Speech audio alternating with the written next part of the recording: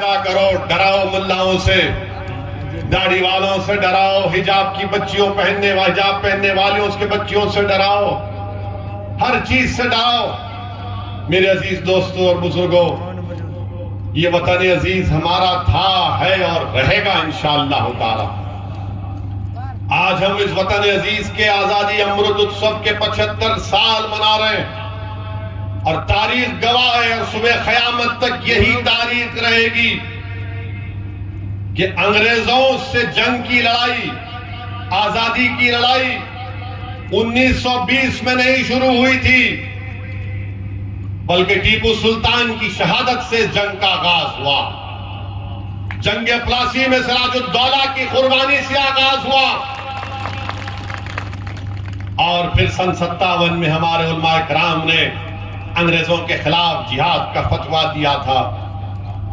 और ना सिर्फ फतवा दिया बल्कि अंग्रेजों के खिलाफ फतवा देकर उलमाए किराम ने अपनी जानों को कुर्बान कर दिया। अगर आज भारत को अंग्रेजों से आजादी मिली तो इसमें मौलाना महमूद हसन, उनकी कुर्बानी को कोई नहीं भूल सकता कि माल्टा की जेल में सर्दियों के मौसम में 4 महीने उस जेल के एक मैदान में इनको कैद करके रख दिया गया था। मुल्क से कितनी दूर है माल्टा, आज भी प्लेन से जाएंगे तो कम से कम 12 से 13 घंटे लग जाएंगे। हमारे बुजुर्गों ने माल्टा की जेलों में मसाइब को बर्दाश्त किया, काला पानी की सजाएं बर्दाश्त की। बताओ किस लिए? इस दिन के लिए कि हमारे रोड पे लाके हमारे बच्चों को मारा जाएगा। मेरी शिकायत आपसे है, अगर इन उलमाओं की कुर्बानियों को आप भुला चुके हैं तो फिर कोई बात नहीं, मगर हम अपने बुजुर्गों की कुर्बानी को नहीं भुला सकते।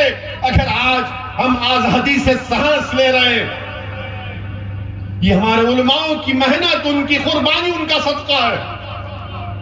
उन्होंने सब कुछ कुर्बान कर दिया अपना, और हम ये जगनी आंखों के सामने देख रहे हैं कि जिसने माल्टा की जेल में सर्दी के मौसम में जेल के मैदान में 4 महीने गुजारा, आज उन्हीं के जानशीन देख रहे हैं कि उनकी बेटी की अस्मत रेजी करने वालों को सरकार छोड़ती है संस्कारी होने के नाम पर।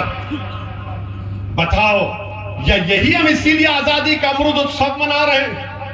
यही हम खराज अकीदत पेश कर रहे हैं उन आजादी के अजीम मुजाहिदीन को जिन्होंने अंग्रेजों के खिलाफ अपना सब कुछ कुर्बान कर दिया। इसीलिए कुर्बान किया था जिन्होंने पाकिस्तान के 2 नेशन थ्योरी को रिजेक्ट किया, मुस्तरद किया, भारत के कॉम्पोजिट कल्चर की बात की थी। यह भारत का कॉम्पोजिट कल्चर है कि रोड पे लाकर बच्चों को मारा जाए, शक की बुनियाद पर घरों को तोड़ दिया जाए, यह कॉम्पोजिट कल्चर है। रद्दे पाकिस्तान की किताब लिखने वाले हुसैन अहमद मदनी के बारे में तुम क्या कहोगे, जिन पर क्या क्या इल्जाम नहीं लगाए गए, हमले किए गए? उनकी रूहें तड़प रही होंगी इस भारत को देखकर। मेरे अजीज दोस्तों और बुजुर्गों, क्या हम सिर्फ तड़पेंगे और सिर्फ आंख में आंसू लाकर अपने घर में जाकर सो जाएंगे? नहीं, मैं आपसे अपील कर रहा हूं कि उन उलमाओं को जिंदा रखना है। वो मरे नहीं, वो दुनिया से जरूर गए, मगर हमारे दिमागों में उनकी कुर्बानियां आज भी जिंदा और कल भी रहेंगी। उनको जिंदा रखने का, उनको खराज अकीदत पेश करने का बेहतरीन तरीका यह है कि हम अपनी सियासी क़यादत को मजबूत करें। देश को आजाद होकर 75 साल हो चुके, हमने हर फार्मूले को अपनाया, हर एक्सपेरिमेंट किया, हर कोशिश की, मगर नतीजा क्या निकला कि फिरका परस्ती बढ़ती गई।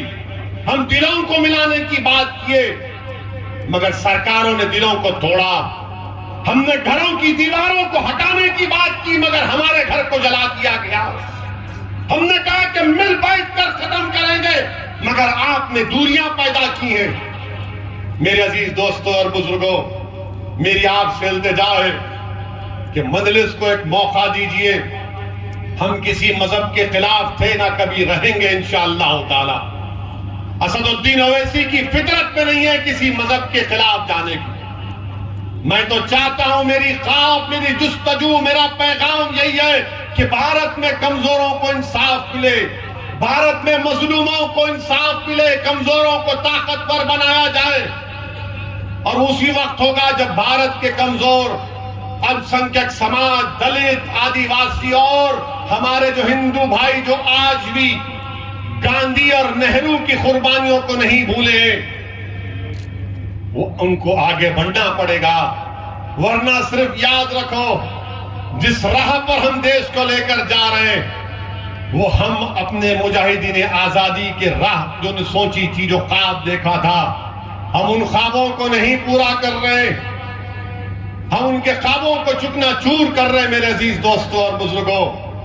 बहरहाल इंशाअल्लाह ताला जब यहां से मजलिस के कैंडिडेट का, उम्मीदवार का ऐलान होगा, मैं फिर से आपके दरमियान में आऊंगा। और मैंने बड़ी तारीफ सुनी कि यहां पर बेहतरीन खाना खिलाया जाता है, आपके हाथ बड़े मुबारक हैं। तो मैं जब छापी को आऊंगा